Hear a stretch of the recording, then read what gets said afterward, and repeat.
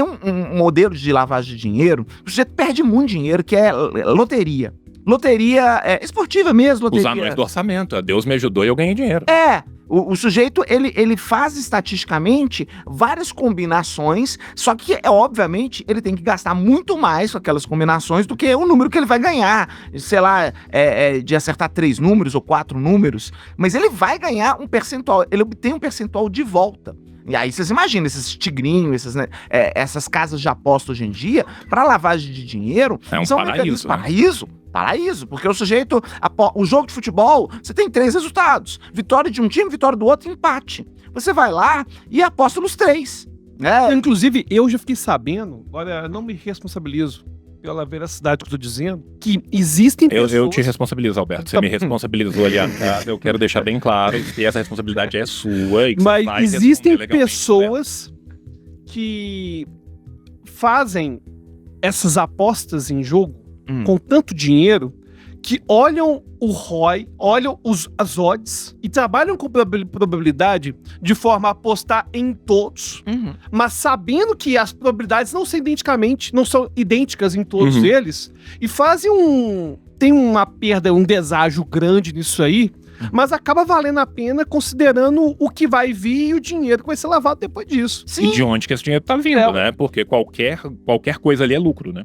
Não, inclusive, detalhe, o cara tá apostando pra caralho, ele só tem que prestar conta fiscal pra aquele que ganhou. É claro. Eu apostei, ganhei. Sim. Ele não tem que prestar conta do resto. O ponto é melhor você ter 500 mil de dinheiro lícito do que 1 milhão de dinheiro ilícito. Pode ter mais 3 milhões. Você gasta. Você pode gastar honestamente, enquanto que 1 milhão ilícito, você não pode gastar, porque você vai ser preso no dia seguinte. Então, óbvio... Eu imagino que o cara tem que fazer isso meio que numa pirâmide, né? Ele começa apostando baixo pra ele ter justificativa de ter aquele dinheiro. Ele não pode chegar e falar assim, apostei 500 mil e ganhei 2 milhões. Você tirou esses 500 mil da onde? Isso, sim. Ele tem que ter assim, consenso. Vou apostar 10zinho, meu 10 virou 20, meus 20 virou 40, meus 40, e aí vai. Agora, falando... Pode falar. O negócio, só pra complementar, o negócio ele tem que pensar como eu vou declarar no imposto de renda. A base de toda lavagem de dinheiro eu preciso declarar isso no imposto de renda. Então, se eu sou, sei lá, se a minha profissão é servente pedreiro, eu não posso ganhar 500 mil por ano. Vai ficar esquisito. Né? Então eu tenho que justificar isso. Eu posso justificar isso como uma aposta, como um negócio que eu abri, uma lavanderia, um monte de coisa. Mas o fato na hora que o fiscal da Receita me chamar lá, eu tenho que ter uma história crível. E uma dessas histórias críveis é que eu ganhei apostando em jogo de futebol na internet, desde que eu comece baixo. Porque se eu começar com 500 mil de uma vez, ele vai me perguntar, mas de onde você tirou esses 500 mil? Né? Sim. Você tira baixo desde o início. Não, e uma coisa que você está trazendo interessante é que essa distinção que você trouxe entre a sonegação e a lavagem de dinheiro, ela é importante porque pro cara que sonega, não tem um crime envolvido com aquela prática comercial. Existe um crime, sei lá como que vai tipificar isso, em relação a não estar prestando conta contábil para aquilo que está gerando, mas não tem envolvido com isso um assassinato, não tem envolvido isso com o tráfico de drogas, não tem envolvido crimes que são muito mais perigosos. Agora, ainda falando de lavar dinheiro... Só um detalhe pra ficar claro. Ele pode lavar o dinheiro sonegado, tá? Porque ele pode... Se ele sonegou uma parcela do imposto, ele pode lavar o dinheiro e algumas vezes isso pode ser interessante do ponto de vista econômico. Mas aí já vira uma jogada que precisa de alguém fazer os cálculos a ponta do lápis pra ver se vale a pena lavar o dinheiro sonegado, porque senão... né?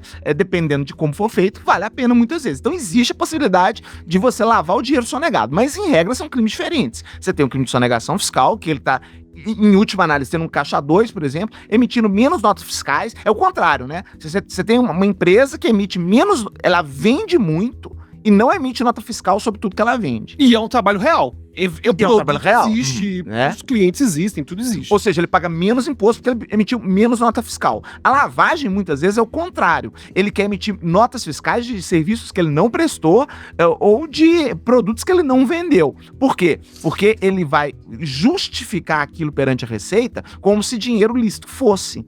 E é essa história. Não tem como ele ganhar dinheiro lavando dinheiro. Ele vai... são operações contraditórias. Ele vai ter que gastar... O preço de lavar o dinheiro é gastar dinheiro. Não tem muito como escapar. Inevitavelmente vai ter um deságio aí. Vai ter uma perda. Agora, pra mim, é inevitável a gente citar igreja. Porque ninguém pega nota fiscal de dízimo, ninguém pega nota fiscal de oferta. E a gente sabe que tem igrejas aí que tem muitos negócios em paralelo com a igreja. E fica difícil a gente de fora saber o que é realmente dos negócios da igreja, o que é dinheiro de dízimo. Não tô nem entrando aqui na questão moral do dízimo, da oferta, cada um faz o que quiser com o seu dinheiro. Mas que a própria legislação, quando ela não tem o rastreio de um dinheiro de igreja, favorece demais a igreja ser usada para isso, né? Sem dúvida. Todo tipo de negócio que recebe muito dinheiro em espécie é muito propício para lavagem de dinheiro. Eu tô colocando a igreja aqui como negócio para se entender porque movimenta dinheiro, né? Por quê? Porque, na verdade, ninguém compra droga no Pix, ou pelo menos a maioria das pessoas não vai comprar droga no Pix, né? E normalmente é dinheiro picado, o que é muito semelhante a dízimo em igreja evangélica, por exemplo, em que o sujeito vai lá e dá muito dinheiro picado, dá nota de 50, dá nota de 100, mas em espécie. Então, o que acontece? Para você lavar um dinheiro desse, da droga, fingindo que é dízimo, é muito, muito simples. Porque a maioria a lavanderia que seja, se o sujeito for lavar a roupa na lavanderia, ele vai pagar no Pix, ele vai pagar no cartão, ele vai pagar de uma série de outras formas que não dinheiro em espécie. Agora, o dízimo é muito razoável você argumentar que você recebeu em espécie mesmo, porque é real, não é mentira. As igrejas que recebem dízimo licitamente, honestamente, recebem dinheiro.